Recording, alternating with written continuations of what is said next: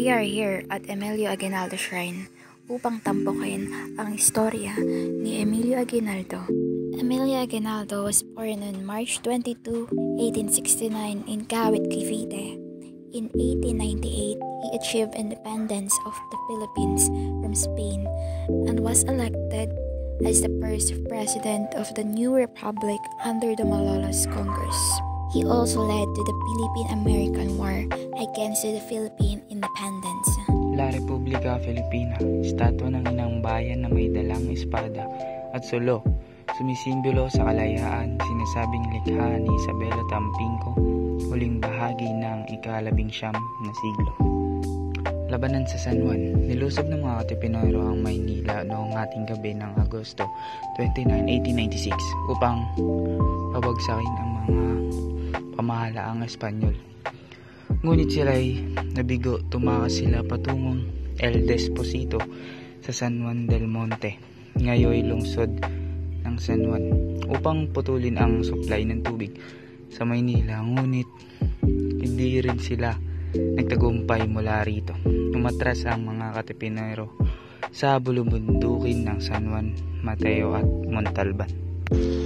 Unang yugto ng himagsikang Pilipino, pagtuklas ng Katipunan. Natuklasan ng pamahalaang Espanyol ang Katipunan noong ika-19 ng Agosto taong 1876 dahil sa impormasyong ibinigay ni Padre Mariano Gil, kura paroko ng Tondo. Agad nilusob ang palimbagan ng Diario de Manila, sinamsam ang mahalagang dokumento ng Katipunan. Nagresulta ito sa pagdakip sa hindi mabilang ng mga Pilipino, kasangkot man sa Katipunan o hindi. Ang silid-tulugan ni General Aguinaldo. Sa silid-tulugan na ito namalagi ang nabiyudong general at ang kanyang pangalawang asawa na si Maria Agoncillo. Matatagpuan dito ang mga lihim na lagusan. Ang lalagyan ng sombrero na malapit sa pagpasok sa ikalawang palapag ay isang lihim na pinto patungo sa silid-tulugan na ito. May malaking lagusan sa likuran ng kanyang aparador na isa pang lihim na labasan. Sa loob ng kasilyas, may lihim na pinto sa sahig at dingding patungo sa swimming pool. Emilio bilang Mason.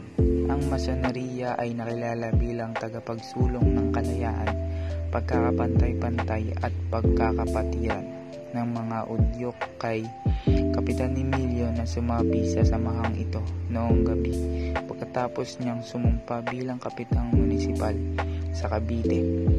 Sinimulan ni Jose Malcampo at Castro Mendez Nunez ang Masoneriya nang itinatag ang Loya La Primera Luz Filipina.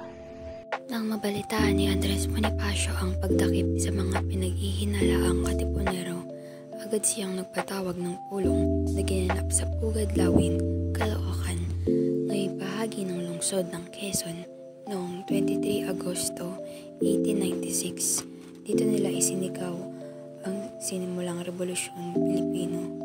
Magkakasabay nilang pinunit ang sedula, tanda ng paglaban sa pamahalaang Espanya. Matapos mahalal sa Tejeros noong 22 Marso 1897, nanumpa ang mga opisyal ng pamahalaang revolusyonaryo sa kumbento ng Tanza noong Marso 23, 1897 sa anyaya ni Padre Zenon Fernandez, kura ng paroko ng Tanza. The Philippine flag designed by Emilio Aguinaldo in 1898. Red symbolized willingness to shed blood in defense in our country. Blue stands for common unity and a noble aspiration. White stands for purity. 8 rays are the provinces put under the martial law. The 3 stars is Luzon, Visayas, and Mindanao.